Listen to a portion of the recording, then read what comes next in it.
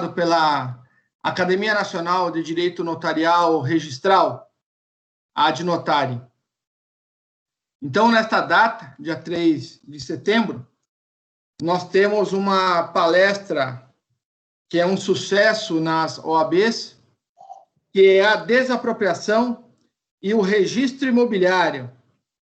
Um tema que há alguns anos atrás, numa reunião com esse grande amigo, o doutor Ailton, que o direito nos deu, que a academia nos deu, que o IASP, a gente se conheceu no IASP, né, no Instituto dos Advogados de São Paulo, na Comissão de Direito Imobiliário, presidida pelo grande professor que a gente está falando agora, o professor Everaldo Augusto Kambler, né? Professor coordenador do curso de Direito Imobiliário da PUC. E a gente ficou muito feliz, a gente se conheceu, começamos a ser parceiro de negócio, né? Atuando junto, e eu fico muito feliz, muito grato pela presença do Dr. José Ailton Garcia. O Dr. José Ailton Garcia, ele é advogado de longa data, doutor e mestre em Direito Processual Civil pela FADISP. Ele é professor convidado em várias pós-graduações, e ele coloca aqui no currículo as principais, que é a PUC São Paulo, PUC Cogeai, que damos aula junto na PUC Cogeai, damos aula junto no Mackenzie também, sim, e também na Escola Superior de Advocacia, entre outras instituições. E o Dr. José Ailton também nos dá a graça de ser nosso membro associado. Ficamos muito felizes de tê-lo conosco, Dr. José Ailton, pela sua experiência, pela sua capacidade didática de transferir informação. E esse tema da desapropriação, ela interessa muito aos advogados, né, fundamentalmente, e também às pessoas afetas ao registro de imóveis, né? Também afeta aos notários, porque a desapropriação, como Vossa Excelência vai comentar daqui a pouquinho, né, ela causa alguns efeitos jurídicos no imóvel, e isso o notário tem que saber, o registrador de imóveis tem que saber, e os advogados têm que tomar muito cuidado, né? Principalmente na realização de negócios jurídicos. Então, professor José Ailton Garcia, preciso também fazer um agradecimento às nossas meninas da Adnotari, né, que se esforçam para realizar esses eventos. Se não fossem elas, esses eventos não seriam possíveis, que é a doutora Keila Pimentel, né, que traz para nós aí toda a estruturação digital, de marketing, no Instagram, a doutora Mônica Franqueiro, como diretora de Relações Institucionais, a doutora Keila, diretora de Marketing da Adnotari, e também a nossa querida doutora Laura Aba, que está nos bastidores, né, que é a nossa diretora financeira. Muito obrigado a vocês três, né, fora os outros diretores, mas vocês têm um carinho especial, porque eu sei o quanto vocês trabalham, né, dia a dia, para que os eventos da Adnotari sejam realizados. Tá bom? Então, a gente começa. Doutor Ailton, me ouve? Sim, muito bem. Então, tá bom. Então, eu passo a palavra a Vossa Excelência para que ministre a sua palestra num prazo máximo aí de 50 minutos, 1 hora no máximo, para que a gente tenha a oportunidade de fazer algum tipo de debate com os nossos participantes, tá bom? Fique à vontade, a palavra é de Vossa Excelência. Ok, obrigado. Então, primeiro, cumprimento meu querido amigo professor Marcos Kikunaga, é amigo, como ele disse, de longa data já, nos conhecemos no IASP, e dividimos aí várias aulas em pós-graduações, né?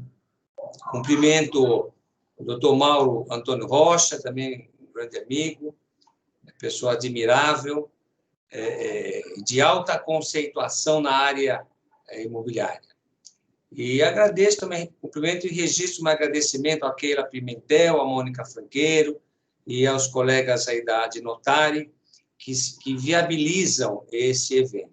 Cumprimento a todos que estão nos assistindo, né? Já adianto que eu concentrei bem a palestra, é uma palestra que eu já proferi em várias subseções da Ordem dos Advogados do Brasil, já proferi, inclusive, na seccional aqui de São Paulo. Então, é um tema que já está bem forte na minha mente, e eu fiz uma limpeza para deixar só o que realmente interessa mais aos alunos, aos advogados, aos espectadores. De modo que eu não pretendo gastar 1 hora, levar 1 hora. Vou fazer isso com menos tempo, para que a gente possa ser o mais útil possível àqueles que estão nos assistindo, que possam interagir comigo, né, professor Marcos Kikunaga. Não sei como vocês dirigem aí, mas da minha parte, eu não preciso fazer a exposição total, eu posso ser interrompido se for o caso, tá? Fiquem à vontade, não é algo que me faz perder o raciocínio, eu posso ser interrompido. Eu criei alguns slides, já vou colocar um aqui, né? Não muitos, apenas alguns, para facilitar a didática. Está aparecendo aí o sumário? Está. Ótimo. Então, eu dividi a fala nesse formato, né? Uma pequena introdução, nós vamos falar as formas de restrição à propriedade, rapidamente, e nestas formas nós vamos retirar a desapropriação, que nas palavras da nossa querida professora Irene Patrícia Nohara, é a desapropriação a mais importante forma de restrição à propriedade. Vou trazer um conceito de desapropriação, né? Há muitos doutrinadores e colegas advogadas que confundem desapropriação com confisco, que não tem nada a ver, são figuras totalmente diferentes. Vou trazer um conceito de desapropriação, que, aliás, está na nossa obra, desapropriação. Depois eu vou falar sobre os fundamentos e as espécies expropriatórias, evidentemente aqui as que mais têm relevo para nós. O procedimento expropriatório, que o decreto-lei, inclusive, o decreto-lei 3365 de 1941, foi recentemente alterado para incluir o artigo 10A, para trazer a mediação e a arbitragem como forma de procedimento expropriatório, que foi muito bem-vindo. Inclusive, o doutor André Nakamura, nós temos aí uma palestra para promover em conjuntos somente sobre a desapropriação e a arbitragem e a mediação no âmbito da desapropriação. Depois eu vou falar, entrando jamais no registro imobiliário, vamos tratar sobre como ficar sabendo da desapropriação, né? E aí é onde entra a figura notável e importante do registrador de imóveis, né? É nesse ponto. Depois, lá no item 6, vamos falar sobre o registro imobiliário da desapropriação. É um tema bastante contundente, né? Há vários oficiais registradores que gostam do tema e aceitam essa ideia de fazer o registro da desapropriação na matrícula ou na transcrição. E há vários outros que não. Então, por isso que eu vou sintetizar a palestra, até porque, para que haja tempo para um debate saudável, né, e útil aqui nesta plataforma, e que todos possam colocar aí as suas opiniões contrárias ou a favor, é claro que sempre do modo mais respeitoso possível. Depois nós temos aí uma conclusão e as referências.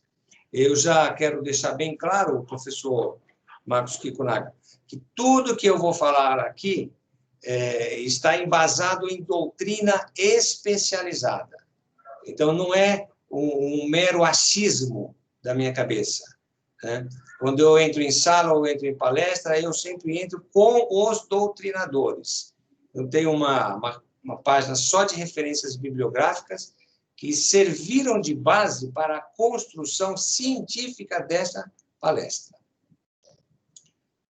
Então, vamos lá. Já alguma questão aí que queira ser colocada por alguém?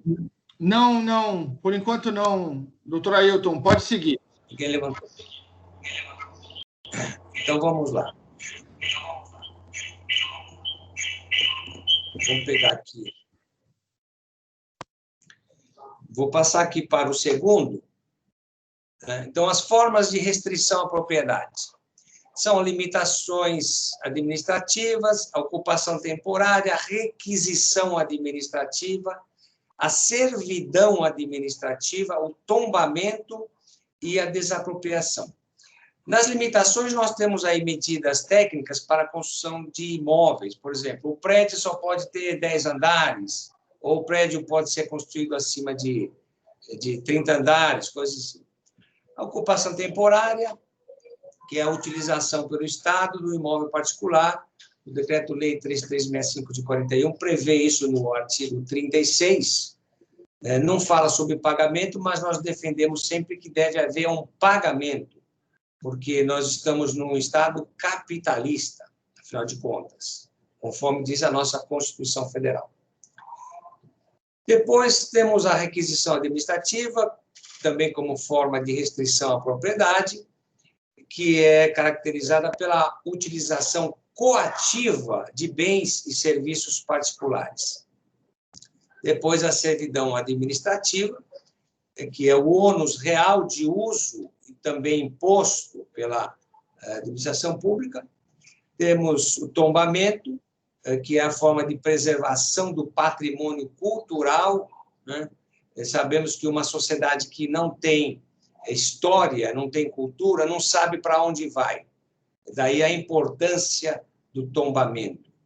Sabemos as nossas origens para entendermos o nosso presente e sabermos para onde vamos. E, por fim, a desapropriação.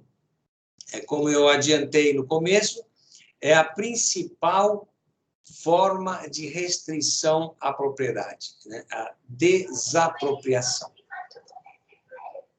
E nesse ponto, eu já vou passar aqui para a construção da palavra desapropriação, né? Falando em etimologia, ela vem do latim e ela indica um afastamento da propriedade. Então, você é o dono e você vai sofrer esse afastamento, né? Essa ideia de afastamento que indica a passagem de estado do proprietário para o poder público. Então, a desapropriação ela vem desse o conceito. Esse conceito nós criamos, né, com base na nossa obra, depois de ter transcorrido o conceito de mais de 20 doutrinadores, eu consegui sintetizar um conceito, humildemente, que produz, eu procuro produzir aí, daqui um entendimento que seja facilitado tanto para o aluno, para o estudante de graduação ou de pós-graduação, como para os concurseiros e também para os advogados que militam nesta área. Então, o que é a desapropriação? É um ato administrativo de império. Ele é vinculado, ele é praticado pelo Estado ou sua delegação, né, e consiste na retirada da propriedade mediante pagamento. Né? Aí eu vou explicar por que ele é um ato administrativo de império. Né? Ele é de império porque não cabe ao expropriando questionar a desapropriação, né? Cabe questionar apenas, então, somente o valor que será pago a título de indenização pela desapropriação, né? Há alguns juízes mais novos, mais ousados, que se arvoram no direito de questionar, sim, esse ato de império, né? Mas o que eu tenho percebido é que, quando esse assunto chega ao tribunal, né, ele é logo dissolvido e fica com razão, né, justamente o poder público, porque a origem da desapropriação ela traz esse ato de império. E ele é vinculado por quê? Porque não basta a ideia do prefeito, ou do governador, ou do presidente de plantão, né, tirar da própria cabeça a vontade de sair desapropriando por aí, desapropriando todo mundo. Não, ele tem que estar vinculado na legislação pertinente que permite ou não a desapropriação. E ele é praticado pelo Estado ou por sua delegação, né? Aqui em São Paulo, nós vemos a CPTM comumente produzindo as desapropriações, porque faz parte aí da delegação do Estado. Então, não há necessidade de que seja sempre o Estado ali como sujeito ativo na ação expropriatória. Normalmente, a gente vê os seus delegados. E consiste na retirada da propriedade mediante pagamento à vista ou parcelado. Vale a pena a gente falar um pouquinho sobre essa condição de pagamento à vista ou parcelado, porque, via de regra, a desapropriação ela exige um pagamento à vista, né? Há vários colegas que se confundem com isso, falam a desapropriação vai gerar precatório, muito precatório, 5 anos, 10 anos, 20 anos. A regra é que a desapropriação seja paga à vista e quando? Na frente, antes da emissão na posse, né? Essa é a regra.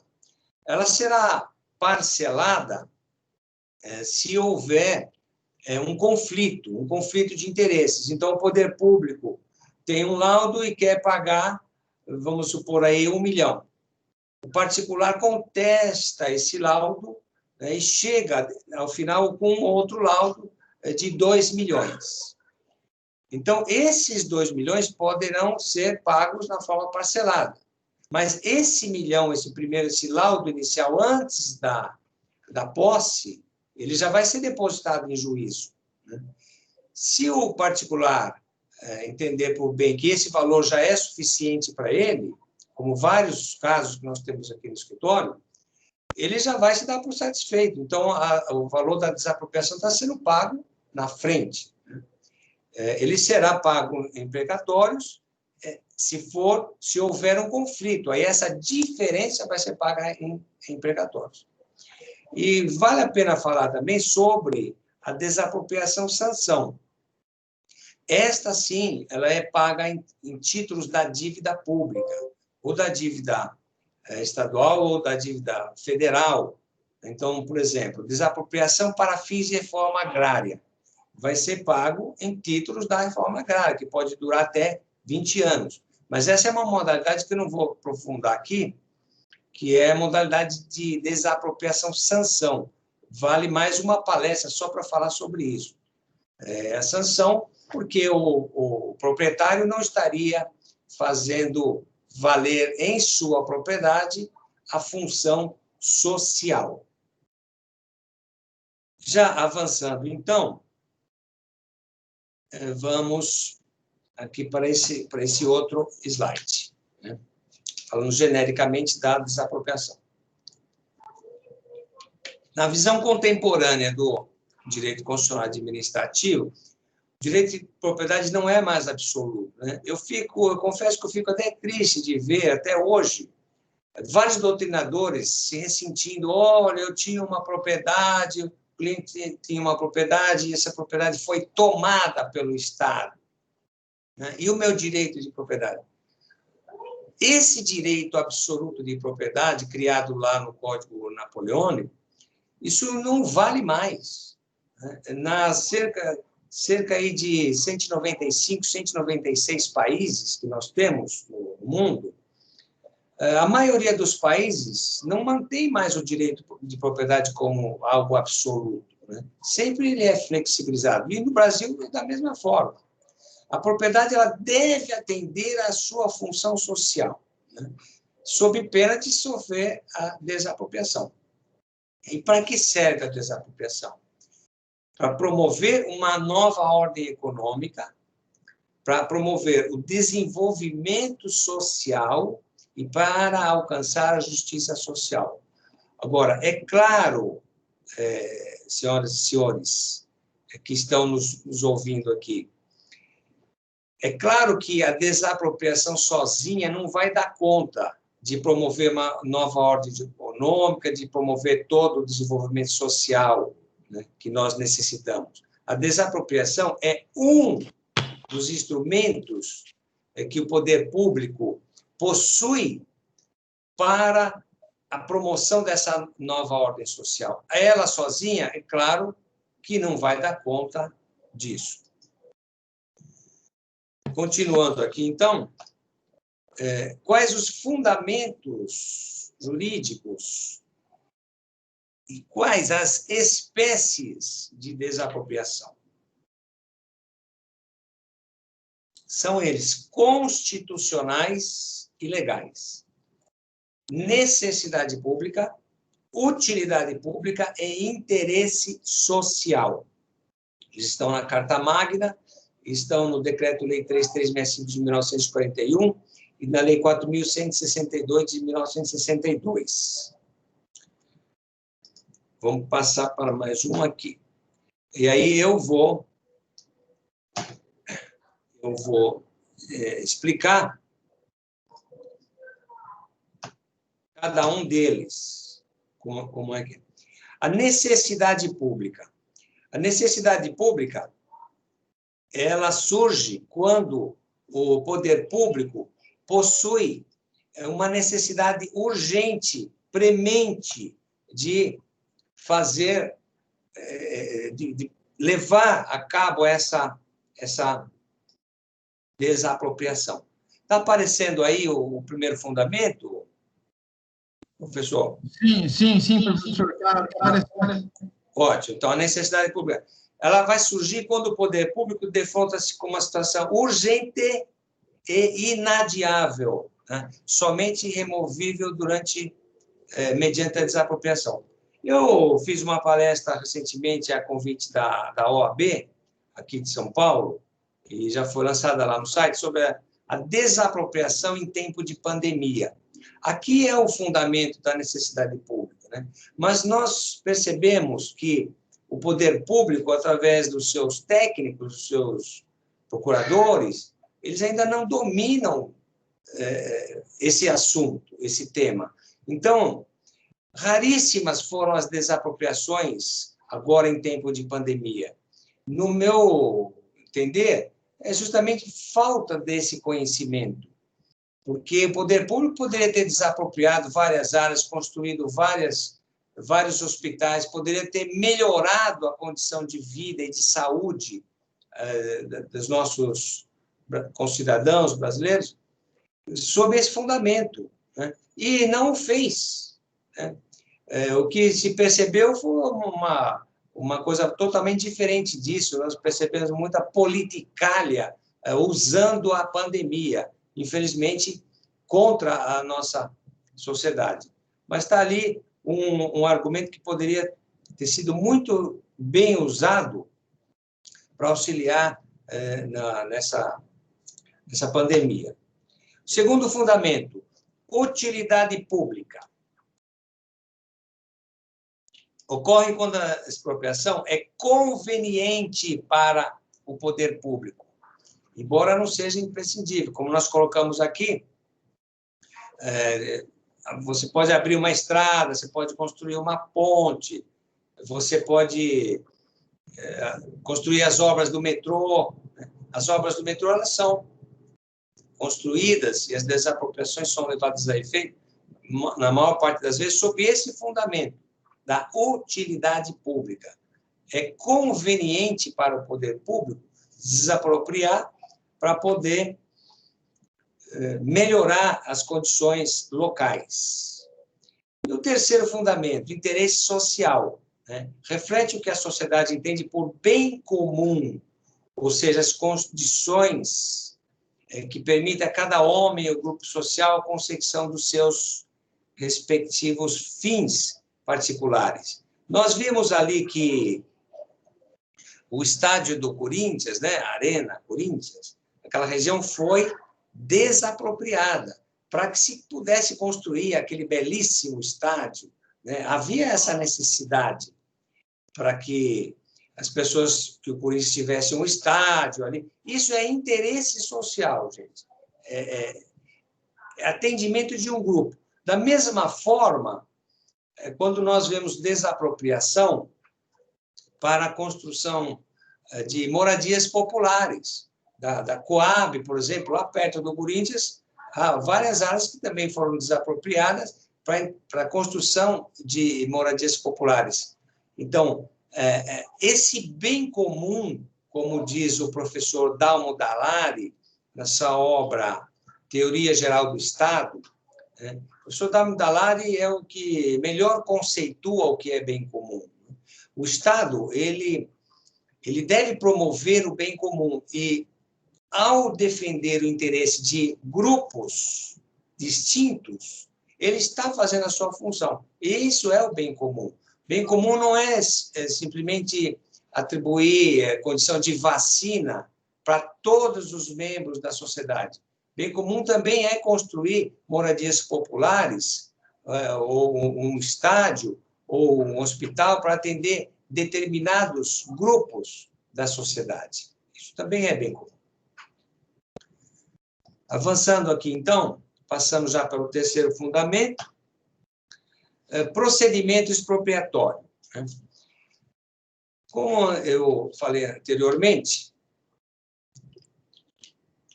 o Decreto-Lei 3365, de 1941, foi atualizado agora e recebeu a introdução dos artigos 10A e 10B, e trouxe a mediação ou arbitragem como uma possibilidade de desapropriação. Antes, nós já tínhamos a possibilidade administrativa, né? Então, primeiro é a administrativa, depois a mediação ou arbitragem, e, por último, a judicial. Você só deve ir para a via judicial quando realmente você não tem condição de resolver isso amigavelmente, né? Nós somos um país, embora as pessoas falem mal do judiciário, as pessoas acreditam muito no judiciário, né? Nós temos mais de 100 milhões de processos. Vejam, é um país de alta beligerância. Isso não é só porque tem vontade de brigar, gente. Isso também é porque a confiabilidade no judiciário ainda ela é alta, é bastante alta.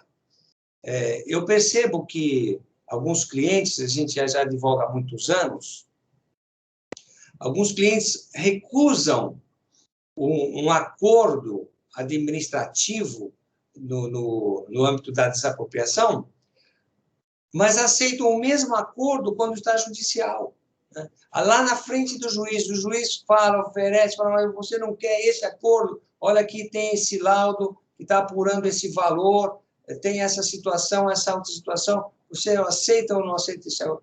Muitas vezes o cliente não quis ouvir o colega advogado, não quis ouvir a outra parte, né? Mas ouve o juiz.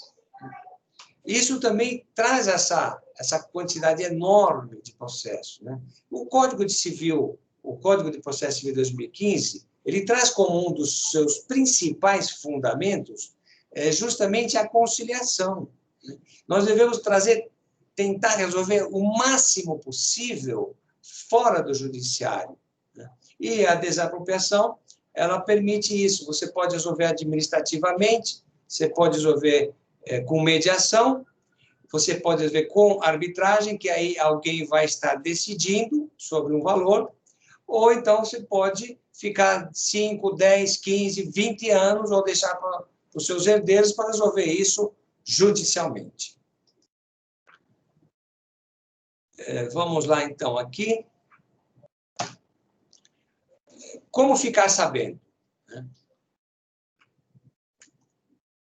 Há sempre um decreto de desapropriação. Essa palavra decreto, esse vocábulo decreto, a rigor, ele está mal colocado, porque o que se trata, na verdade, é uma declaração. Porque, via de regra, na semântica, o decreto ele se exaure por si mesmo. Não é o caso. Esse decreto não se exaure por si mesmo. Então, eu preferi adotar nos meus textos, nos meus artigos, sempre essa referência, declaração de desapropriação. Embora os municípios, os estados, muitas vezes, a própria União continua usando o decreto, mas, a rigor, é uma declaração. Coloquei um exemplo aqui, no estado do Maranhão, é um decreto. Normalmente é assim. Em São Paulo, os decretos são muito mais longos, tem 15, 20, 30, 100 páginas, cheios de considerandos. Mas a regra é essa. No caso aqui, uma declaração estadual, o governador do estado do Maranhão, considerando a necessidade e tal, vem e decreta. Então, ele tem que discriminar a área que está sendo objeto da desapropriação e tem que discriminar também a razão, né? Quais são as razões pelas quais ele está usando esse poder de império contra o particular. Esse aqui é o decreto. Vamos lá, registro imobiliário. Então, aqui começa já realmente a segunda parte da nossa fala. Professor Ailton. Oi, querido. Posso fazer uma pergunta? Sim, por favor. Tá, deixa eu fazer uma pergunta. Essa declaração do poder público, ela é publicada em algum diário oficial? Como é que funciona essa questão da publicidade deste ato administrativo? Então, excelente pergunta, professor Marcos Kikunaga. Ela é publicada, sim, nos órgãos oficiais, né? Nos órgãos oficiais. Então, se você está tratando de uma declaração da União, vai no Diário Oficial da União. Se está tratando de estadual, vai ser no Diário Oficial do Estado. Se está no municipal, no DOM. Então, as pessoas, em geral, têm acesso, né? O que acontece? É que as pessoas falam, mas eu não leio isso aí. Ora, mas esse é o... Ora, mas você não lê porque você não quer, mas esse é o órgão oficial, você deveria ler. Né? Então, aqui começa a questão importante, né, professor Kikunaga, que a gente já vem conversando nós dois sobre isso há algum tempo, né? Por que esta informação não consta na matrícula do imóvel? Então, eu consegui responder a sua pergunta? Conseguiu, muito obrigado. Então, vou para frente aqui, olha. Vamos enfrentar. Então, eu criei essa conceituação, né, do registro imobiliário. O que é o registro? Né? É o poder legal, ou seja, decorre de lei. De quem? De quem? Do agente de ofício público, não é de um particular, de ofício público. Para quê? Para efetuar operações relativas a bens imóveis, promovendo atos de escrituração, assegurando aos requerentes a aquisição e exercício do direito de propriedade e a instituição de ônus reais de fruição, garantia ou de aquisição. Então, veja que nós não estamos falando de qualquer pessoa, nós estamos falando de agente público, de agente de ofício público, né? O assentamento dos dados confere proteção especial à propriedade imobiliária, né? Fornecendo meios fidedignos da situação do imóvel, sob ponto de vista da respectiva titularidade e dos ônus reais que o gravam. Por fim, em razão de revestir-se de publicidade, torna os dados registrados conhecidos de terceiro. Vejam, senhores, algo aqui é muito sério, né? Então, nós temos aí construtoras, doutor Mauro Antônio Rocha, que trabalha com grandes projetos, né? Imaginem, a Caixa chega lá, vai construir um conjunto habitacional, né? Então, ela elege determinada área. Por alguma razão, né, até óbvia, os advogados da Caixa não vão ficar olhando o diário oficial todos os dias para ver se ali tem uma desapropriação ou não. O que eles vão fazer? Eles vão puxar a matrícula do imóvel. Vão puxar todas aquelas matrículas da área, da região, o objeto da sua incorporação. Ora, mas pode ser que essa área já esteja sujeita à desapropriação. Pode ser que já saiu um decreto de desapropriação, né? E esse decreto está aí voando, está no ar, está solto. Ele não está registrado. Por quê? Porque o oficial registrador não registrou. Porque ninguém chegou lá pedir para o oficial fazer esse registro. Então, ele também fica ali na dele. Vejam o problema que a gente enfrenta. Isso, eu dei exemplo do doutor Mauro, uma casa, mas acontece no dia a dia, com pessoas particulares, que vão comprar determinado imóvel para sua moradia, para sua empresa, para o seu investimento, e daqui a pouco o imóvel é objeto de desapropriação. Não significa que aquele imóvel gravado para desapropriação não possa ser vendido. Ele pode ser vendido, né? Ocorre que aquele que compra, ele já tem alguma finalidade, e a finalidade certamente não é passar o imóvel para fins de desapropriação. Vou continuar aqui.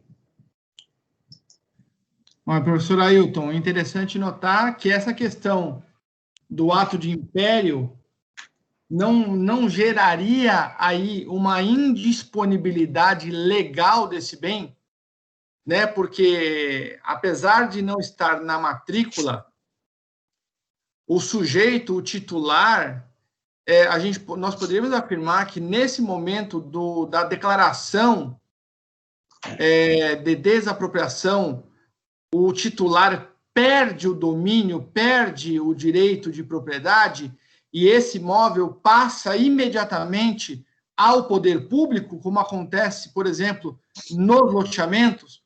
Quando você registra o loteamento, automaticamente toda a área institucional ela é convertida em bens públicos.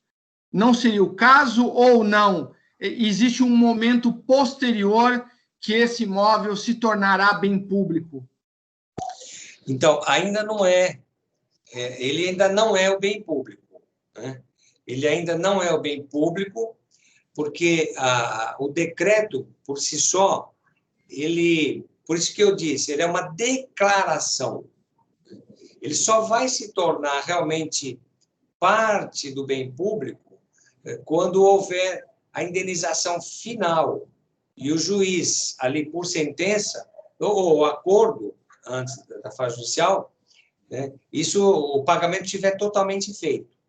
Nesse primeiro momento, ele é uma informação relevante, né, de que esse imóvel ele já está no rol da desapropriação.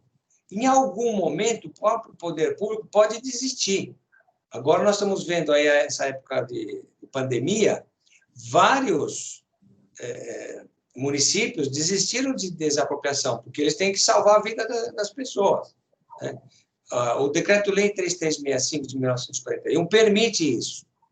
Então, nesse momento, o particular ainda não perdeu o domínio do seu imóvel, ele continua com o domínio do seu imóvel, só que já paira sobre aquele imóvel essa informação, que o imóvel é objeto da desapropriação. Entendido. Ok? Então, vamos lá. O registro. Vou pegar mais uma aqui. Não foi, né? 6.2? Foi. 6.1. 6.1, né? Então, esse foi o que nós falamos. Isso. Agora eu vou passar aqui para o 6.2. Né? Aqui em São Paulo, há uma certidão, a certidão do DESAP, do Departamento de Desapropriação. Esta certidão informa se determinado imóvel é atingido ou não por decreto de utilidade pública ou interesse social. Essa certidão acompanha a planta da área expropriada e também da área remanescente, né? Então, fica aquela conversa. Os advogados, eles não acompanham, por um lado, os diários oficiais do município, do estado ou da União. E quando tem um DESAP, um Departamento de Desapropriação, muitas vezes eles também não vão lá no DESAP para saber, né? E o DESAP fornece a certidão.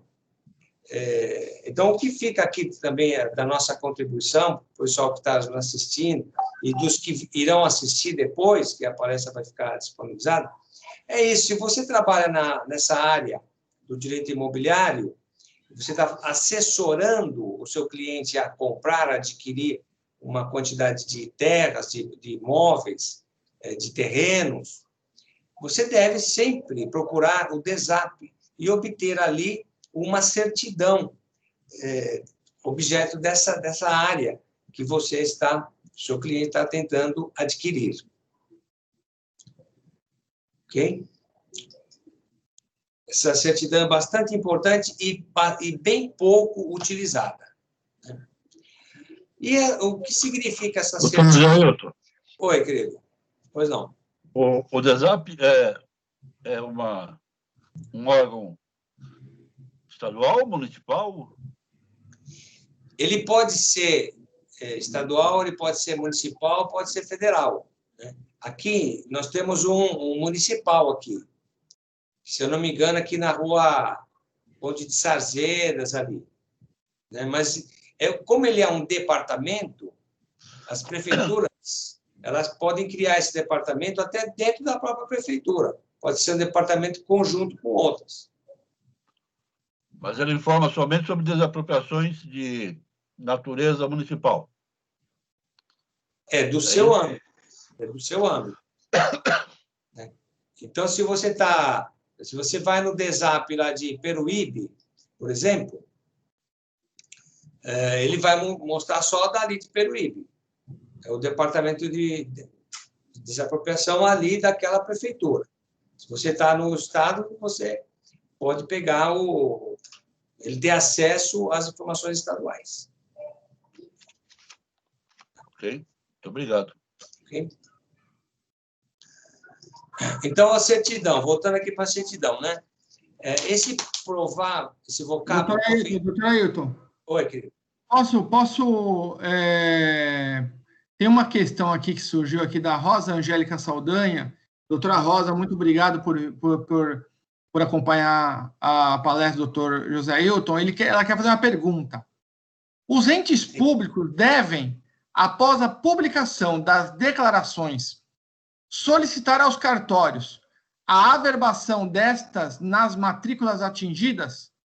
Tal ato traz algum custo ao ente público? Então, obrigado, professor Marcos Fukunaga, doutora Rosa Saldanha. Esta pergunta poderia ser transformada numa afirmativa, né? Eu entendo que sim, que o ente público deve fazer a comunicação aos cartórios, né? E o cartório, evidentemente, vai cobrar uma taxa e vai averbar essa informação, né? Então, eu entendo que se nós poderíamos transformar essa questão numa afirmação. Ocorre que, né, infelizmente, o poder público não faz isso. Ele não faz isso, então nós ficamos nesse limbo. A Constituição Federal de 1988, ela preconiza as diversas responsabilidades do poder público, da sociedade, da família. Eu entendo que, se o poder público está falhando nessa situação, cabe a nós vir em auxílio do poder público e colaborar, gente, e contribuir, né? Nós estamos nesse limbo, e esse limbo prejudica a todos. Então, o particular, ele, na minha opinião, né, a doutora Rosa tem razão, o poder público deveria fazer. Como ele não está fazendo, na minha opinião, o particular tem que fazer. Tá? E aí, quem é o particular? É o oficial registrador. Ah, vai ter custo? Vai ter custo. Vai ter custo. Quem vai arcar com esse custo? Nesse momento, eu entendo que é o próprio. Né? Nós temos vários oficiais aí. Né? Outro dia assisti a palestra aqui também de notário, oficial lá de, se não me engano, de Ponta Porã, falou do caso das REURBs, o custo que ele tem para isso, que ele está absorvendo, né, para isso. Ele está absorvendo um custo enorme, né, em caso de REURB. Bom, vai ser mais um custo que alguém tem que absorver. Né? Então, vamos dizer, para a própria meritocracia do oficial registrador, né, para o próprio engrandecimento da sua função, né, da sua nobre função de segurança jurídica, né, nós estamos falando de um custo irrisório que vai contribuir muito com o engrandecimento da sua profissão. Podemos prosseguir? Podemos. Ok. Então, vamos lá. Só fazendo Sim. uma pequena intervenção. Sim. Eu acho que é nesse sentido que nos preocupa a questão do princípio da concentração na matrícula. Não é? Se fala muito desse princípio, mas esse princípio só tem valido na medida em que há emolumentos envolvidos, certo? Me parece que quando o oficial de registro tem a informação de que houve ali, naquela região, um decreto de desapropriação, ele já deveria, de ofício, cumprindo o princípio da concentração, fazer as devidas averbações ou, no mínimo, as anotações. Não é? Essa é a questão que prejudica que o princípio da concentração seja efetivamente vigente e adotado no país. Não é? Sim. Sim. Eu concordo totalmente com o doutor Mauro, porque é isso mesmo. O oficial, ele vê emolumento, tá? Quem vai me pagar para fazer isso? Então, eu não faço. Né? Nós estamos diante, gente, de uma coisa muito maior. Nós estamos diante desse princípio da concentração dos atos, nós estamos diante da melhor imagem possível do oficial registrador. Então, é isso. Alguém tem que arcar com esse custo. Esse custo é irrisório, inclusive. Então, vamos lá. Certidão, né? Por quê? Eu vou trazer esse conceito e depois dizer o porquê desse conceito, né? Então, uma certidão, você vai lá e puxa uma certidão com o oficial registrador. Então, vem uma certidão e não aparece nada de desapropriação. Aí, o que significa essa certidão? Ela vem do latim certitudine, quer dizer certeza. É um documento escrito, passado pelo registrador, que afirma determinado ato ou fato constante ali dos seus registros. E esta ação de certificar é assegurada a quem a lei atribui tal função, que é do registrador, para asseverar uma certeza juridicamente relevante. Ora, e aí eu pergunto, não é juridicamente relevante falar que tem um decreto de desapropriação pairando ali sobre aquele imóvel? Me parece que a resposta é afirmativa, é relevante, né? E o oficial está fazendo uma certidão, então ele entrega uma certidão e não está constando ali esse ato, esse fato que é relevante e que vai realmente mudar o rumo daquela região.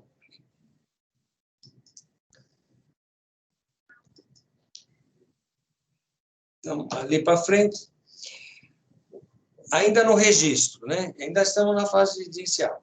Olha lá, a Lei 8.935 de 94, ela estabelece no artigo 1º que os serviços notariais de registro são os de organização técnica e administrativa destinados a garantir o quê? A publicidade e autenticidade, segurança e eficácia dos atos. Vem de acordo com o princípio da concentração de ofício e o princípio da publicidade, né? Muito bem, já lembrado aqui para o nosso querido professor Mauro. Ainda na fase inicial, né? Agora, o artigo 30 da Lei 8.935 de 94. Direitos e deveres, né? Deveres dos notários e dos oficiais de registros. Manter em arquivo o quê? As leis, regulamentos, resoluções, provimentos, regimentos, ordens de serviço e quaisquer outros atos que digam respeito à sua atividade. Ora, então, não é dever do oficial de registro manter no seu arquivo, né, os decretos de desapropriação que pairam sobre aquela área? Me parece, está vendo que a resposta também é afirmativa. Eu acho que pulou algum aqui, não foi? A fase inicial, fase final. Aqui, começo da fase final. Efetuado o pagamento da indenização, consuma-se a desapropriação, adquirindo o poder público a emissão definitiva na posse do bem expropriado e o direito de providenciar a regularização da transferência do bem perante o registro de imóveis. Aqui, professor Kikunaga, aquele momento que o senhor havia se referido, no qual a propriedade passa realmente para o poder público. Ou seja, nesse momento, efetuado o pagamento da indenização. Então, se aquele depósito inicial foi suficiente, basta. Se não foi, vai haver a discussão, se o expropriando obtiver êxito, ele vai receber, né? E, ao final, aí sim, o poder público tem a propriedade definitivamente em seu poder, o expropriando perde o domínio, né? E isso deve ser regularizado perante o registro de imóveis. Aqui, senhores, nós temos mais um problema. Os senhores acham que o poder público, mesmo depois que pagou, né, pagou para emissão na posse, pagou os precatórios, resolveu tudo, depois disso tudo, ele vai lá averbar a propriedade no registro de imóveis? O que o senhor acha, doutor Mauro? Me parece que não, né? Infelizmente, não faz. Raras são as oportunidades que o poder público faz isso. Raras. Ora, aí é mais um problema do qual a gente estava falando, né?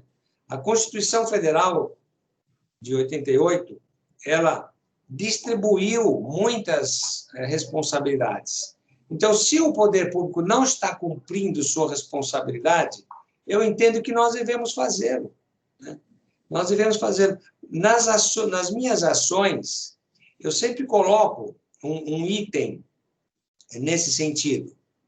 Olha, ao final da indenização, quando eu peço a indenização do poder público, tem o laudo, e eu já coloco também um valor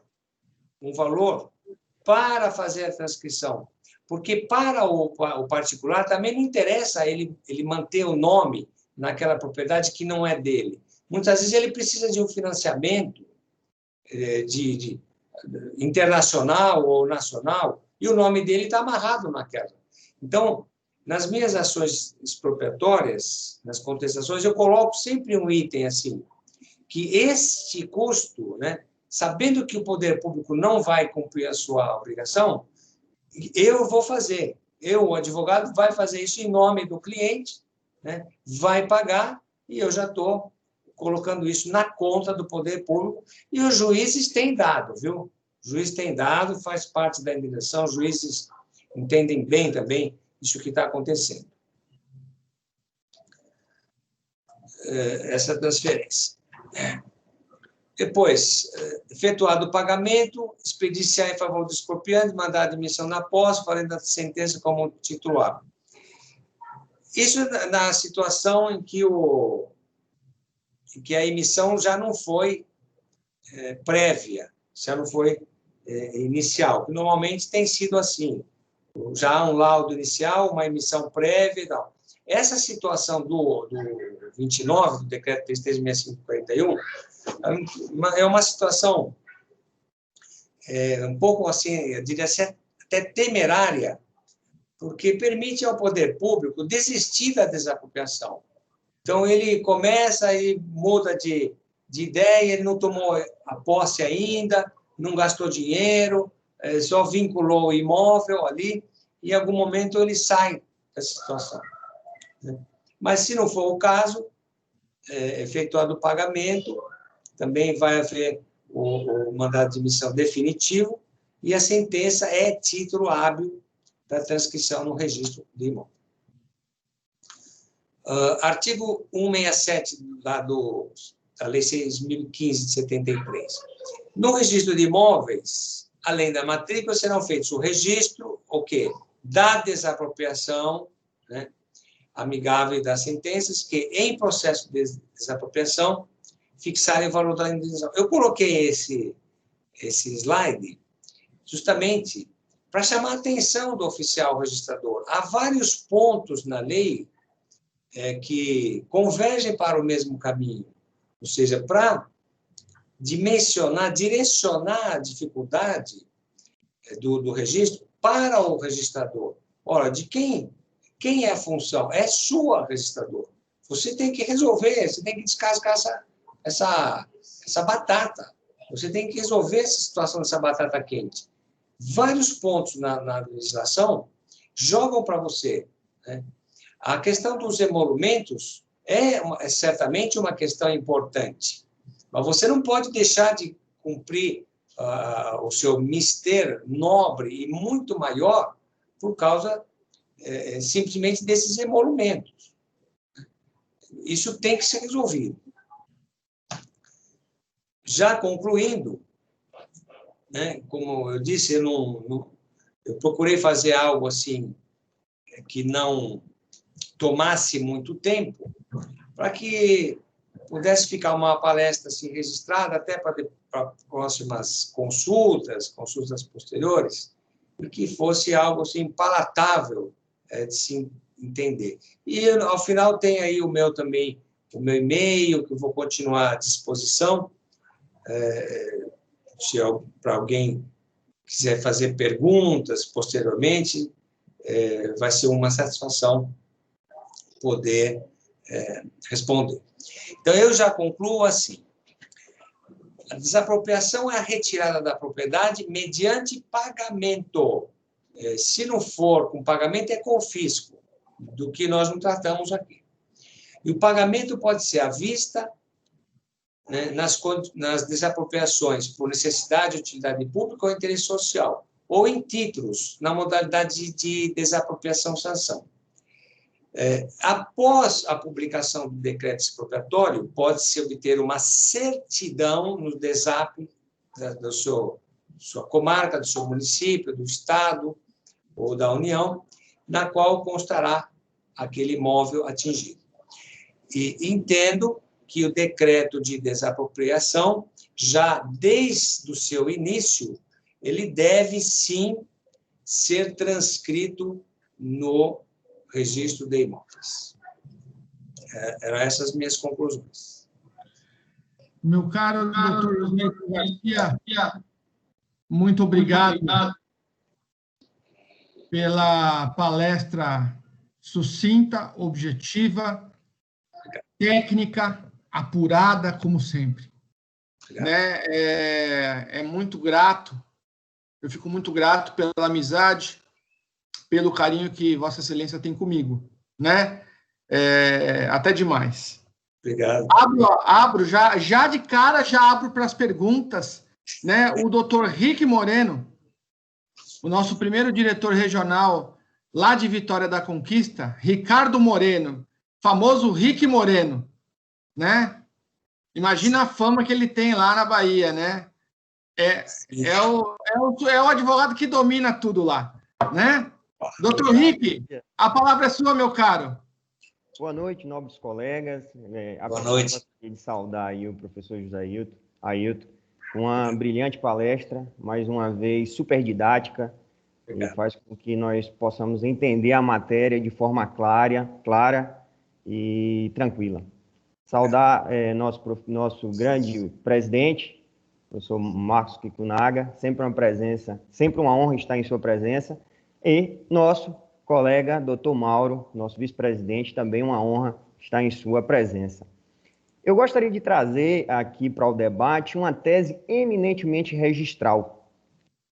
Aqui na Bahia, nós que fomos o último estado da federação a aderir ao sistema de serventias indiretas e tudo mais, nós tivemos aqui tempos de tempestade. Sobretudo aqui em minha cidade, Vitória da Conquista. Aqui a situação foi muito temerária. Não é para menos que nós já tínhamos uso capião extrajudicial muito antes do Código de 2015, sabe lá como, só o registrador da época deveria saber.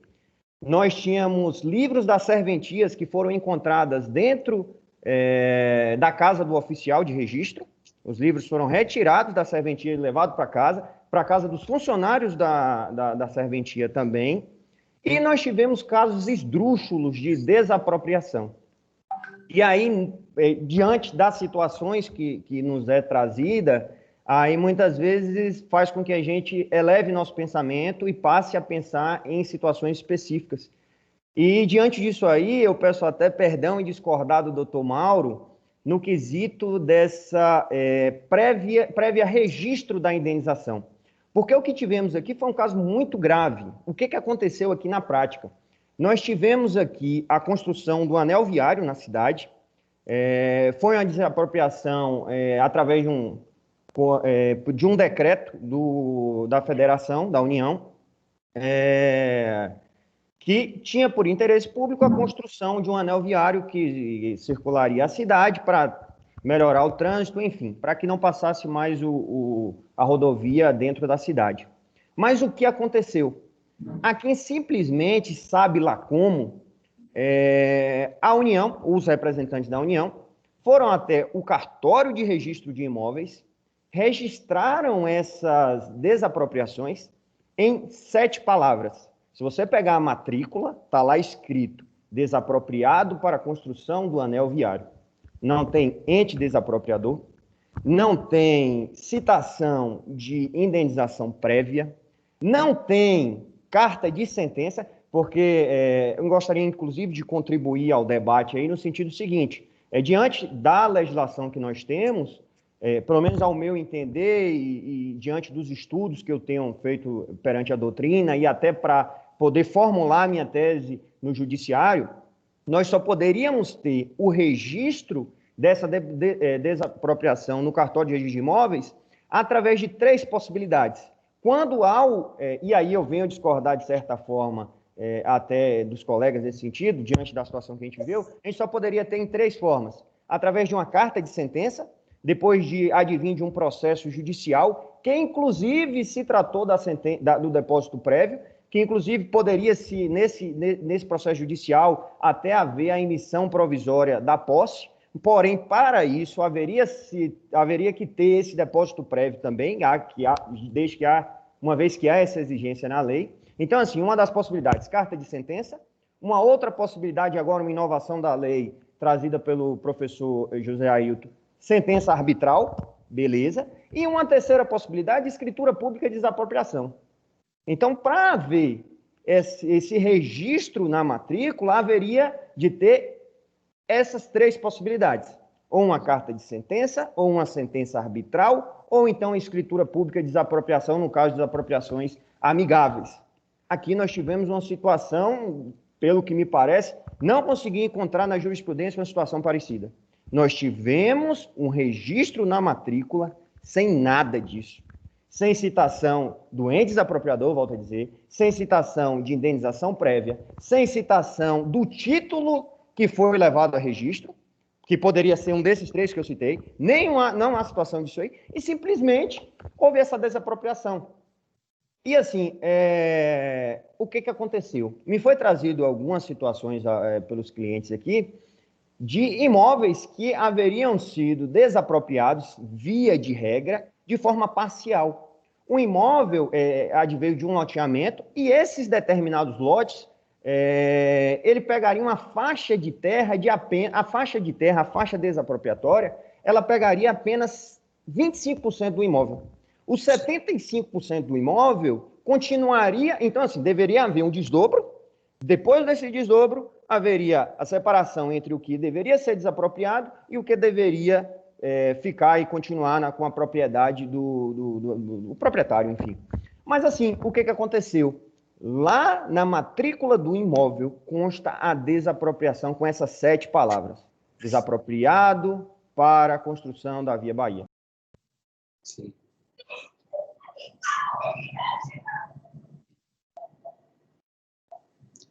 Rick, o som... Cortou o seu som aí, Rick. Estão ouvindo agora? Agora sim. Sim. O que aconteceu? Essa desapropriação ela aconteceu em 1992. Eu tinha 2 anos na época. Eu sou de 90. Então, assim, foi trazido agora. Se você for pregar pela questão de a gente tentar agora uma tese de desapropriação indireta, por exemplo, essa desapropriação direta ela já estaria abrangida pela prescrição, uma vez que a Suprema Corte decidiu recentemente que valeria o prazo da uso capião, em alguns casos, por exemplo, quando há utilização pública, 10 anos. Quando não há utilização pública, assim como nos casos da uso capião específica, que seria a de maior prazo hoje em dia que nós temos, seria de 15 anos. Então, assim, já se passou, já se esgotou esse tempo. Então, foi me trazido agora essa situação. O decreto é de 1992. Então, o que eu poderia fazer? Então, nós formulamos uma tese eminentemente registral, baseando na nulidade do registro. E aí você me pergunta, e tem uma questão que o próprio decreto fala, e a jurisprudência também é firme nesse sentido, da irreversibilidade dessa desapropriação. E aí me veio essa questão. Aí eu falei, poxa, irreversível, o que eu poderia fazer? Entrando na tese da nulidade, uma vez que não foi conhecido todos os requisitos legais, eu entendo que é caso de nulidade absoluta. Sendo caso de nulidade absoluta, e aí eu me apoio até aqui no nosso processualista de plantão aqui, nosso José Ailton, nós lembramos que a nulidade absoluta, ela não se recai sobre ela a prescrição, uma vez que os efeitos jurídicos eles não existem no campo jurídico. Sendo assim, essa nulidade não é atingida pela prescrição, podendo ser apontada a qualquer momento. E aqui, no caso nosso aqui, seria um caso de predestinação ilícita.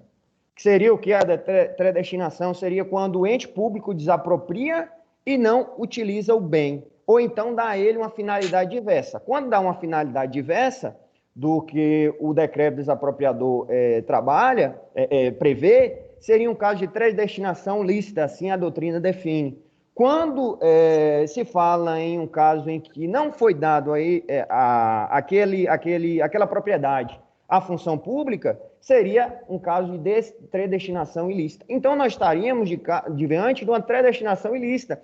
Só que o seguinte, para ter predestinação, teria que ter, no mínimo, um apossamento estatal, e aqui nós não temos nada, nós temos uma situação totalmente inversa, ou pelo menos diferente do que acontece, por exemplo, com no caso de desapropriação indireta, que você pede a consideração da desapropriação e o registro, por final, como o professor José Ailton até colocou, a gente poderia formular um pedido até na nossa peça inicial, no sentido de requerer que fosse feito um registro ao final do procedimento e tudo mais, sem o valor de custas, ou então que se fosse dado a gratuidade, enfim. Então, assim, aqui foi feito algo diverso. Aqui nós não temos apossamento, porque só foi apossado 25% do terreno, como o próprio decreto prevê, como as plantas do decreto prevê. Então, nós não tivemos apossamento, mas tivemos na matrícula, perante o registro, perante a serventia imobiliária, o registro e a desapropriação de 100% da propriedade. Então, assim, essa tese que eu tenho levado aqui nas minhas ações, nós tivemos aqui uma contestação padrão, porque eles pegam aquela contestação de desapropriação indireta e jogam lá no nosso processo, assim que me veio. Sendo que minha tese é evidente, a gente já trabalha até com uma tese. Se por acaso o juiz não entender, a gente pede desapropriação indireta. Se por acaso não entender, a gente pede a predestinação ilícita com a retrocessão do imóvel. Então, assim, são teses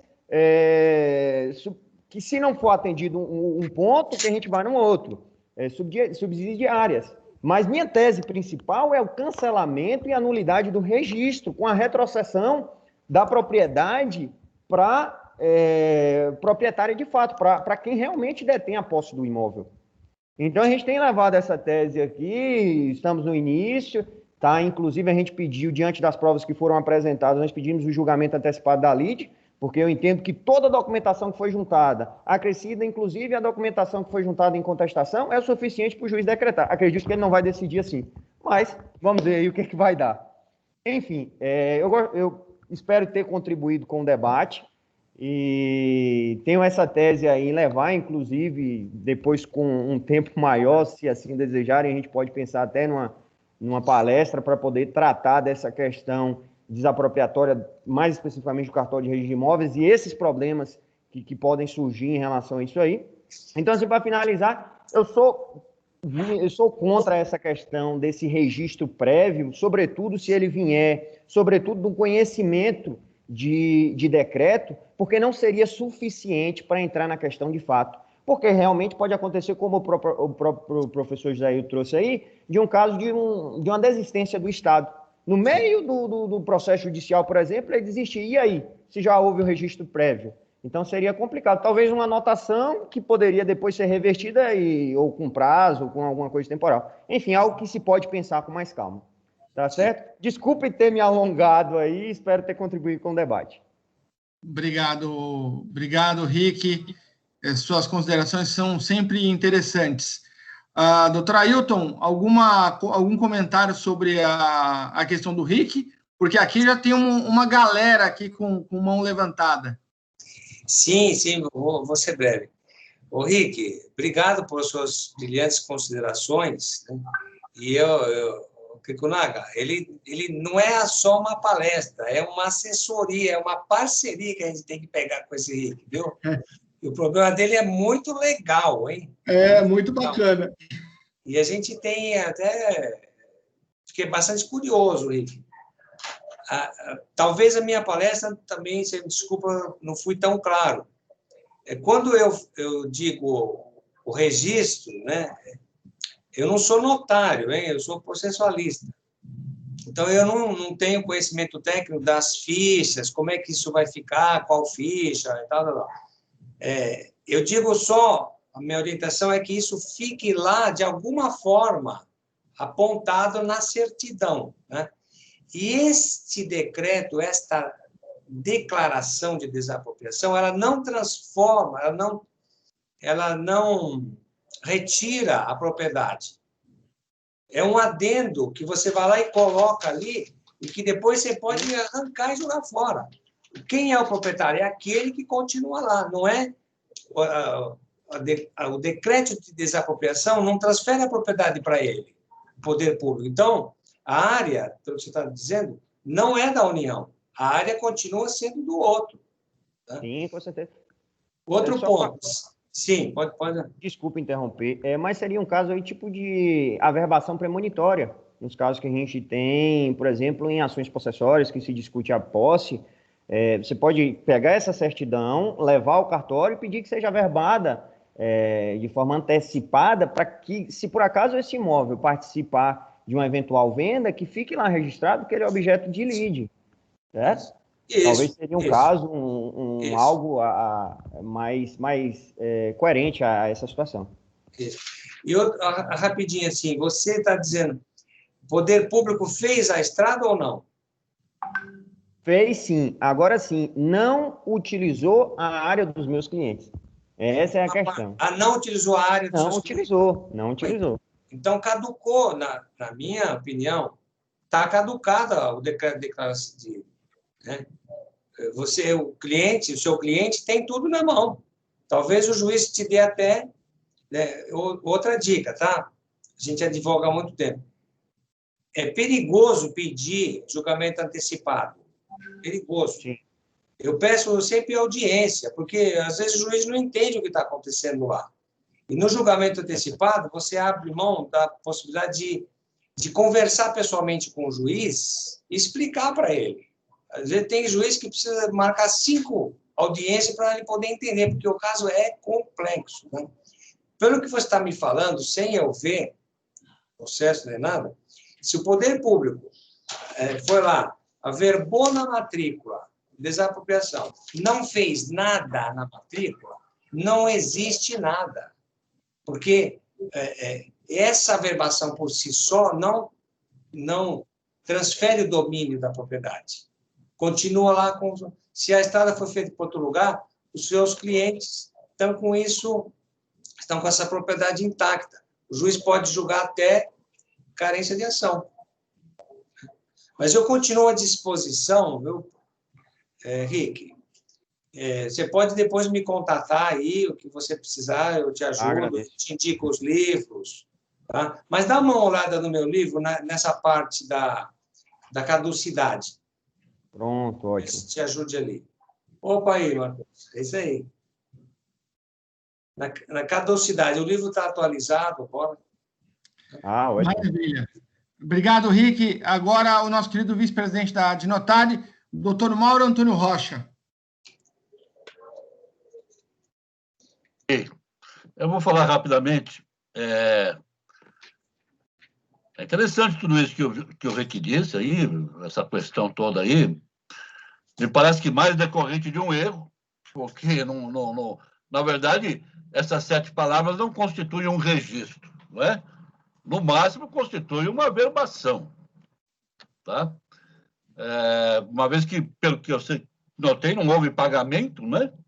Não houve pagamento, não houve nem a desapropriação efetivamente.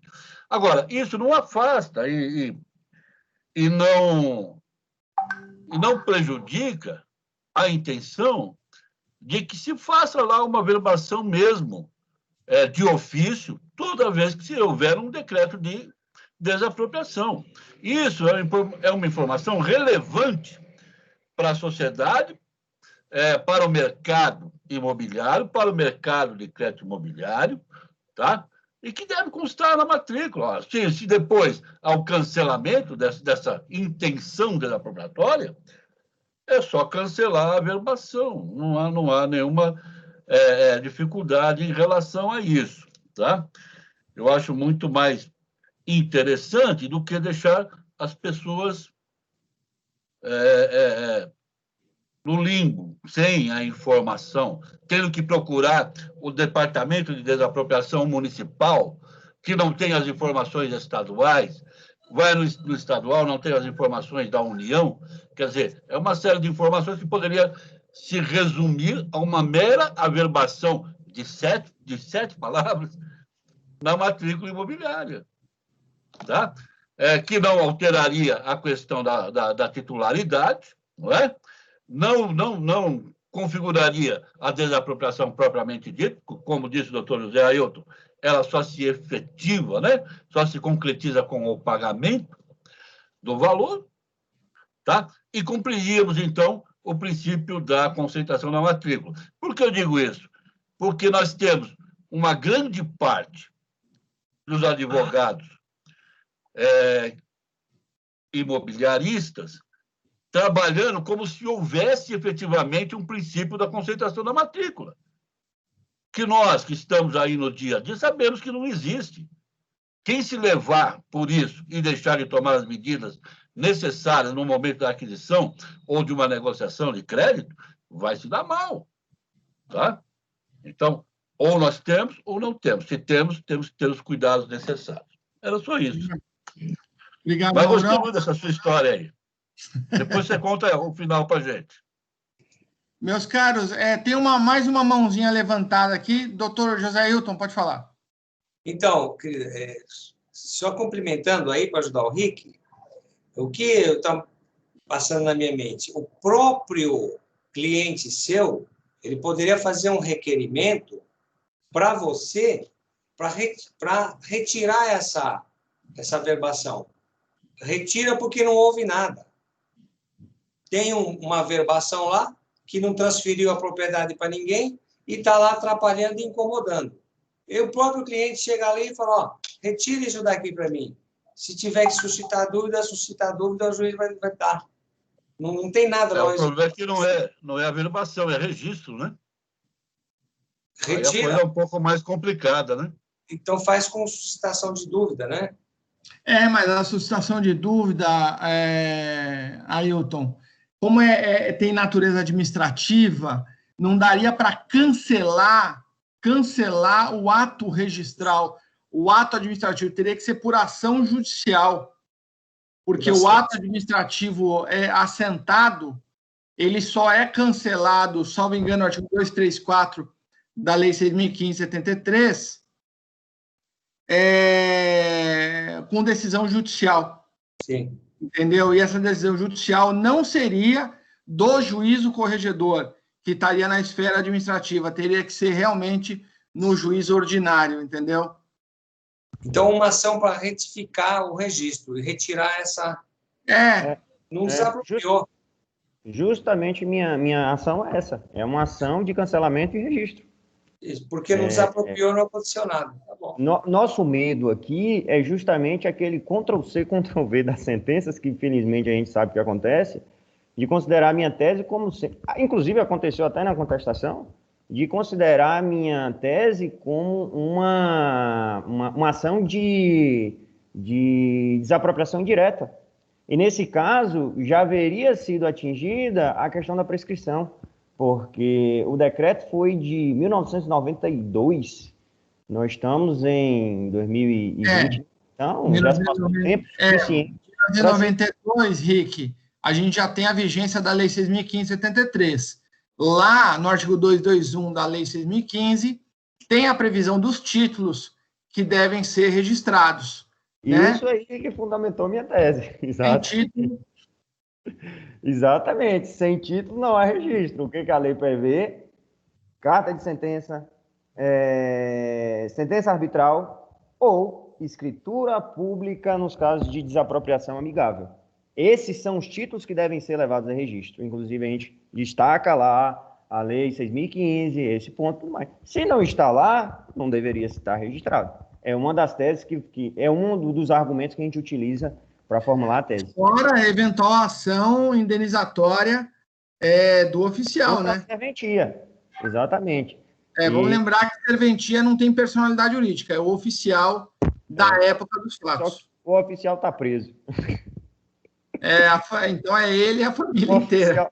O oficial está preso. Ele deve carregar nas costas aí mais de milhares, está nas centenas para milhares de ação. Ele foi preso justamente por essas coisas. Saiu aí na rede nacional aí, filmaram, botaram uma câmera dentro da sala dele, ele recebendo propina dos despachantes. E é o que eu disse, naquela época aqui a gente tem duplicidade matricial. Volta e meia me aparece aqui no cartório, no escritório, matrícula, e aí você pede a certidão, tem duas certidões, duas matrículas de dois imóveis diferentes. Cadê a segurança jurídica? Aqui é rotineiro a gente pedir restauração de livro. Rotineiro restauração de matrícula. Porque muitos livros foram perdidos. Muitos livros estavam na casa do oficial, ele deu fim em outros para poder camuflar tudo que estava acontecendo. Então, assim, rotineiro acontecer. Pessoas que tiveram imóvel registrado em transcrições, por exemplo, coitados. Se não transferiu esse imóvel lá no futuro, ele tem o título, beleza, a gente manda para o juiz corregedor, faz um processo administrativo pedindo restauração de registro, ok. O juiz corregedor já é de cara também, porque já sabe da situação, já é cedista a situação. Mas, por exemplo, se não tem um título registrado, paciência. Aí vai ter que entrar com os campeão e infelizmente, a gente não tem o que fazer aí. A não ser pedir indenização. É mais emocionante. Oficial que não tem nem de onde mais tirar. Todos os bens dele já foram confiscados e tudo mais. O que foi, Mauro? Assim é mais emocionante. Aqui realmente é emocionante trabalhar nessa área. Meus caras, vamos dar oportunidade para os outros. O Hilário Lula aqui tá com os braços levantados aqui, parece que está na pipoca ele aqui. Não para de pular. Fala, doutor Hilário. Estou pulando? Estou nada. Parabéns, doutor Ayrton, mais uma vez. Obrigado, Hilário. Não é? Eu tenho só uma notícia ruim. Nosso restaurante fechou, tá? Então a gente precisa arrumar outro lugar para almoçar. Opa, vou começar a procurar. Bom, eu tenho uma questão que isso sempre... e é questão registral, mas o que eu gostaria que o doutor sempre... atento a todos os assuntos, poderia me explicar, e acredito que até ouvi algumas questões aqui no chat, e parece meio parecido com a minha pergunta. Veja, a desapropriação ela é uma aquisição originária, né? Sim.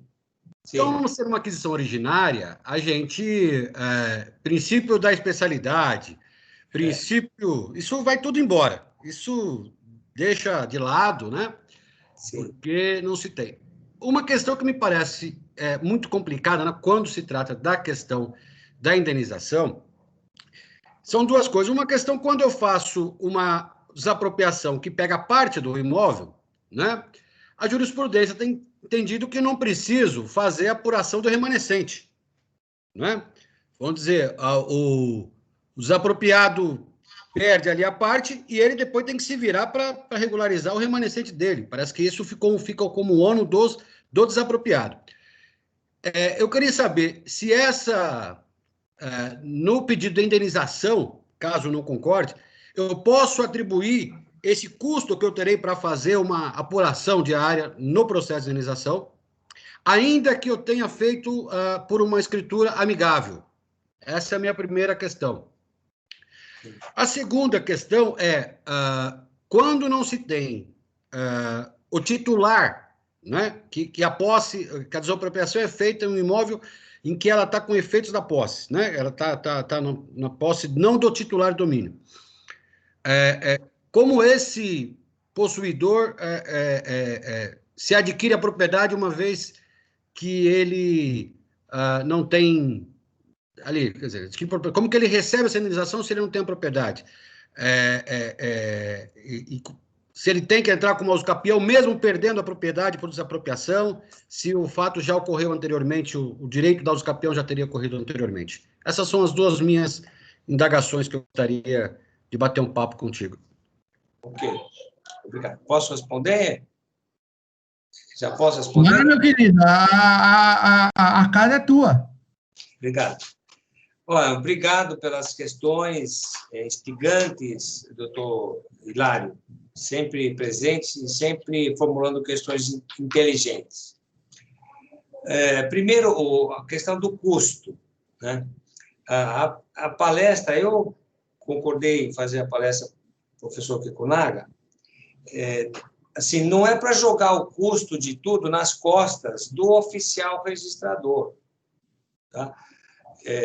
Para valorizar a profissão dele, ele tem que resolver isso. Agora, os advogados que atuam na área do direito imobiliário e atuam também na área de desapropriação têm que ter essa noção, tá? Essa noção dos custos da tarefa registral.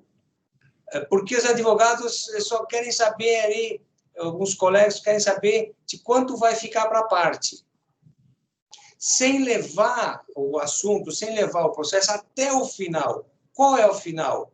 É uma nova matrícula atualizada, já com o nome do poder público expropriante. Então, esse custo, você lembrou bem, ele deve ser colocado na petição, sim. Tá? Juízes têm dado.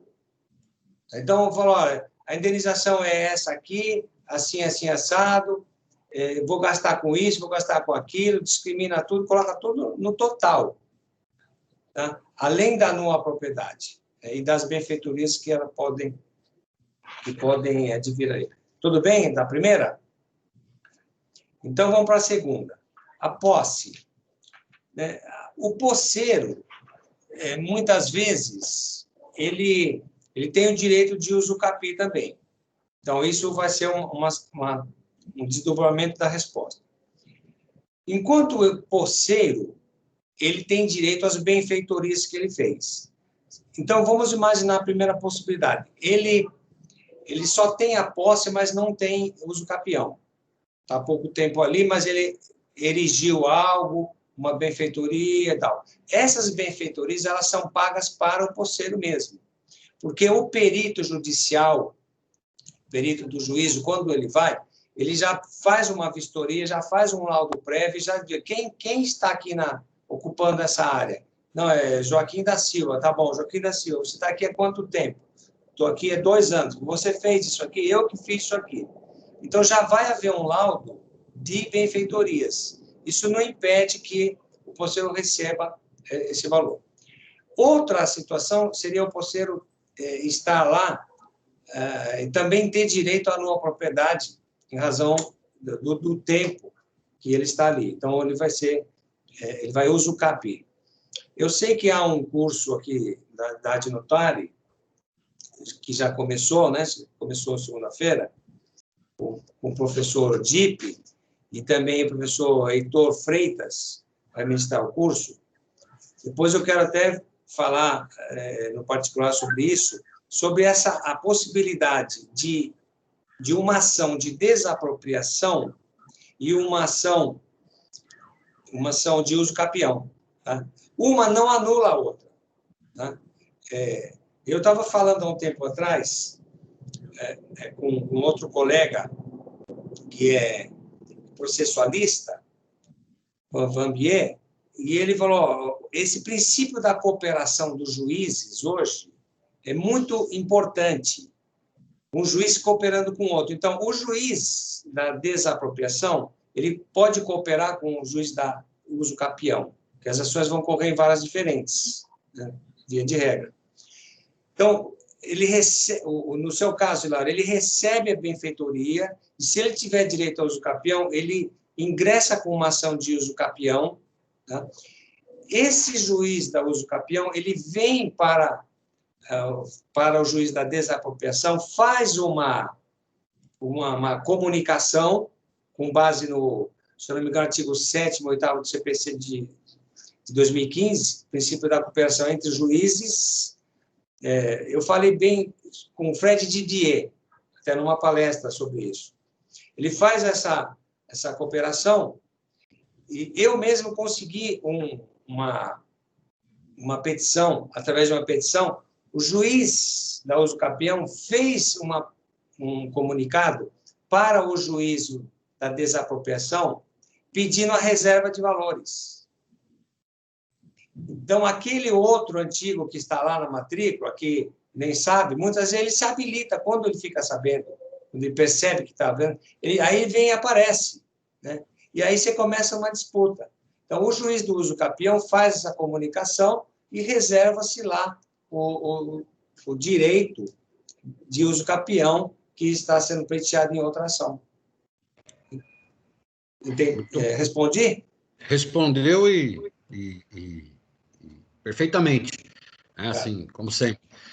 Só, parece que aqui, só para levantar uma questão, agora aqui em São Paulo, já se tem decidido que quando se trata de desapropriação ou manifestação dos capiões do Estado, sai da vara especializada de redes públicos e aos capiões se processa em vara de fazenda. Né? Isso já tem sido há algum tempo estabelecido aqui. Até para que, se a impugnação é só do ente público com relação à desapropriação, não se deixa de ser competente o juízo da vara de registro público e passa a ser competente para julgar essa uso capião o próprio juiz da vara da fazenda.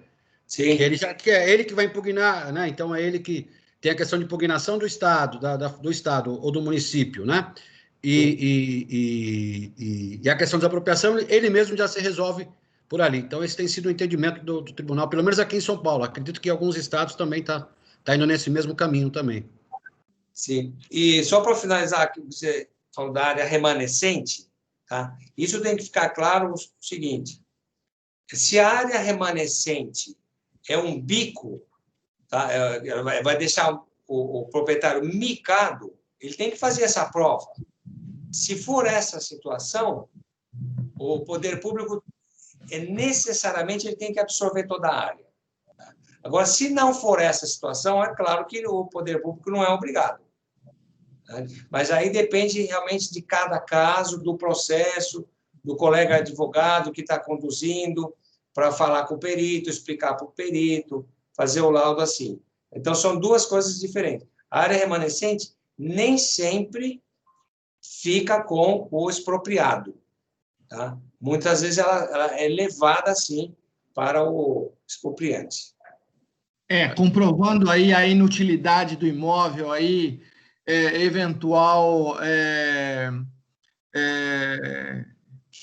prejuízo de uso, né, do bem.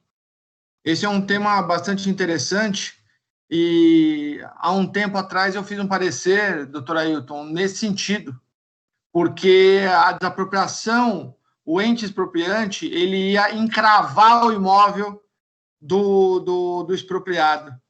E, nesse sentido, dentro do processo, foi discutido justamente essa ideia de expropriar tudo, né? Por Sim. conta desse prejuízo, Sim. porque o bem ficaria inviável economicamente, né?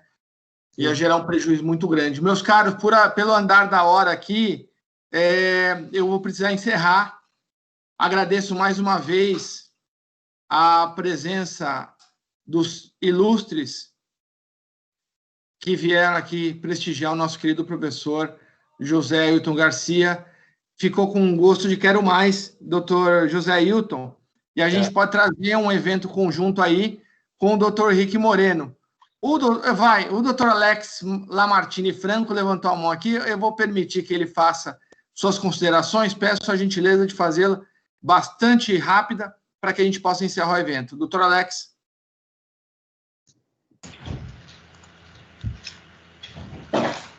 Olá, boa noite. Eu gostaria de cumprimentar todos os presentes e parabenizar o professor José Ailton pela palestra, sempre com bastante tecnicidade e profundidade. Nós somos colegas no Instituto dos Advogados de São Paulo, na Comissão de Estudos sobre Desapropriação. Eu gostaria de fazer um questionamento que é conjunto, não só para o professor José Ailton. Se do ponto de vista registral, é possível já abrir uma matrícula que abranja só a área remanescente a partir do momento em que ocorre a emissão na posse? Porque na ação de desapropriação, após a ocorrência da emissão na posse, é possível, o próprio decreto 3365 de 41 prevê a possibilidade de registro da emissão na matrícula. Se a partir desse momento eu já consigo abrir uma matrícula que abranja só a área remanescente, para poder comercializar o imóvel com mais segurança e não enfrentar nenhum problema nesse sentido. Essa é a minha pergunta, mais para o lado voltado dos registros do que para a desapropriação. Doutor Alex, uma pergunta maravilhosa, excepcional. A sua pergunta, tecnicamente falando, não seria viável a abertura de matrícula com a emissão na posse. Por quê? Porque a Lei 6.573, ela determina que a abertura de matrícula se dará com o primeiro ato registral. Então, é aquela tal história que eu fiz o questionamento para o doutor Ailton. Qual seria o fato gerador da transmissão da propriedade, da expropriação de fato, né? Então, esse seria o momento em que haveria a titulação, e aí sim haveria a possibilidade de registro e a abertura de matrícula.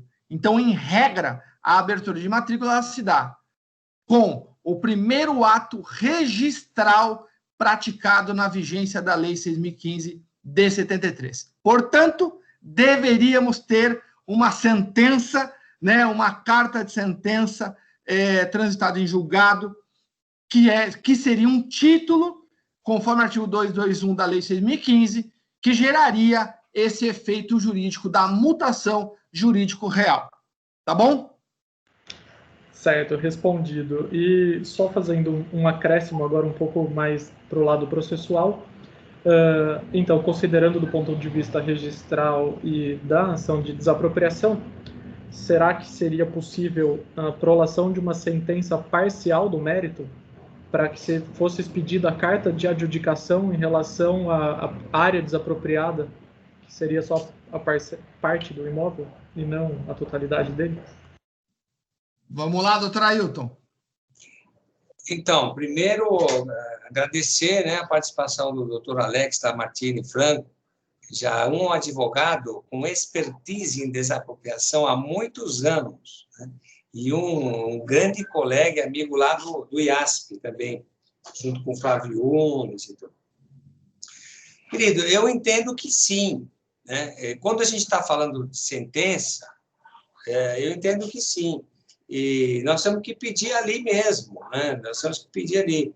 Você sabe, no dia a dia, a nossa dificuldade. Às vezes você pede uma coisa, tem que ir lá falar com o juiz, tem que explicar para o juiz. Agora, eu estou obtendo mais resultado com o vídeo aqui, para falar com o juiz, o desembargador, do que antes.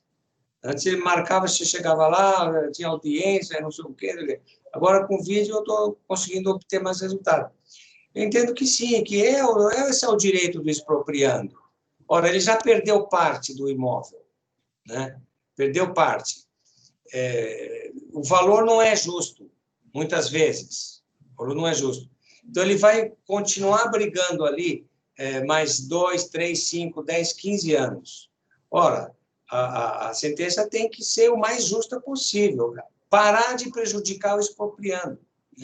Eu tenho clientes expropriandos que eles receberam um valor, né, por exemplo, 6 milhões depositado e hoje vale 4. Você venderia por 4. Então, o que a gente faz? Já desiste de tudo, já levanta o dinheiro dele e se dá por satisfeito. Mas há outros casos contrários. Ele ficou com uma parte de terra que ele precisa negociar. Eu entendo que sim, o que a gente vê é que tem juízes que realmente não dão, você tem que ir para o tribunal e continuar a nossa árdua batalha, né, doutor Alex? Muito obrigado pelas respostas de todos que participaram. Obrigado. Meus caros, obrigado, Alex, mais uma vez. Você foi agraciado com a última pergunta. Um grande abraço a todos. Declaro encerrado este evento. Na próxima quinta-feira tem outro evento maravilhoso da Adnotari, né, que vai ser tratado da uso capião extrajudicial. Não percam. Meus caros, um grande abraço, fiquem com Deus, até a próxima semana. Tchau. Tchau.